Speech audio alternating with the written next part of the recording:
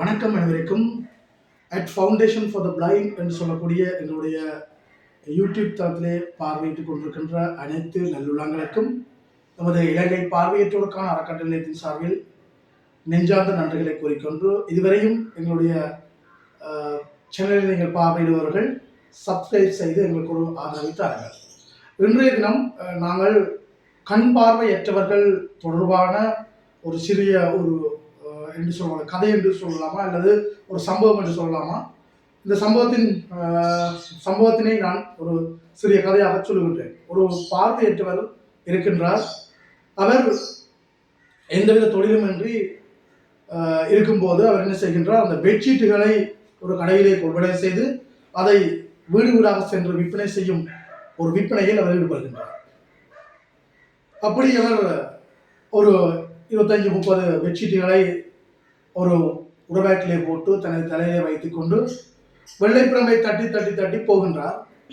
போகும்போது அவருக்கு ஒரு சப்பா தணிந்த ஒரு நபர் செல்கின்ற சத்தம் கேட்கின்றது. உடனே, சார், ஐயா, என்னோட ஒரு பெட்ஷீட் வேண்டுங்க, எனக்கு இன்றைக்கு ஒரு தொழிலும் இல்லை, உழைப்பில்லாமல் இருக்கிறேன், இந்த உழைப்புக்கு நீங்கள் ஒரு வழிகாட்டுங்க என்று சொல்கிறார். அப்போ அந்த ரோட்டால் போகிற நபர் இவரை தாண்டி போகும்போது இவர் கேட்கிறார், ஐயா, நீங்கள் எனக்கு அந்த உதவி செய்யாமல் போறீங்களே. அப்படியே அவரை தாண்டி போகும்போது பின்னால் ஒருத்தர் கத்தி கொண்டு வராங்க. தள்ளு தள்ளு தள்ளு தள்ளு தள்ளு தள்ளு, ரோட்டுக்கரையான்னு சொல்லி தள்ளு. ஒரு மாடு, அதாவது பசு மாடு ஒன்று, லாடம், உங்களுக்கு தெரியும், லாடம் அடித்த பசு மாடு ஒன்று கொண்டாருன்னா அது கால் வேதனையில் வந்து முட்டி உன்னை கொல்ல போகுதுன்னு சொல்லி சொன்னோடனே பயந்து போய் பேக் காலில் விழுந்துடுறாரு. ரோட்டில் இருக்கக்கூடிய 2 கரையும் இருக்கக்கூடிய அந்த காலில் விழுந்து அவருக்கு காலும் புண்ணாது.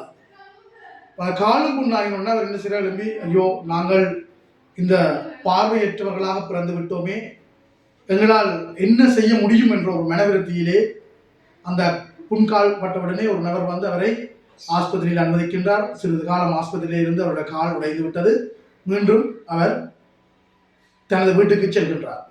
சென்று யோசிக்கின்றார் தான் என்ன செய்யலாம் என்று. நான் முதலிலே குறிப்பிட்ட ஒரு கதையிலே பார்த்தீங்கன்னு சொன்னால், லாடம் அடிக்கப்பட்ட ஒரு பசுமாடு ஒன்றை விரட்டி கொண்டு வந்து, தள்ளு தள்ளு, இந்த மாடு லாடம் அடிக்கப்பட்டிருக்கிறது, உன்னை முட்டிவிடும் என்று சொல்லி, இதில் ஒரு சிறியதொரு கதையிலே ஒரு கருத்து இருக்கின்றது.